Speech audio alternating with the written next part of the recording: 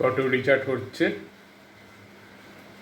আপনারা যেটাকে কটুরি চাট বলেন, এটা হচ্ছে এই রকম।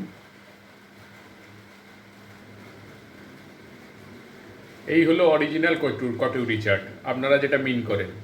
আর আমরা যেটা করি সেটাও আমরা দেখাবো। এইটা হলো কটুরি চাট। কটুরি শেপে আটা মাখাটাকে দিয়ে এবার ওটাকে ফ্রাই করা হবে। এটা হলো অথেন্টিক অ্যাকিউরেট কটুরি চাট। এবার এটাকে গরম তেলে ঢালা হচ্ছে।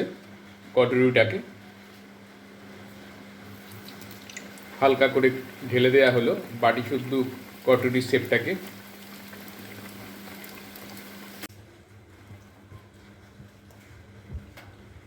ফেটিয়ে রাখা দই, এই দইটা আমি নুন, মিষ্টি আর বিট নুন দিয়ে এটা আমি ফাঁকা আছে দইটা একটু দিয়ে দিলাম।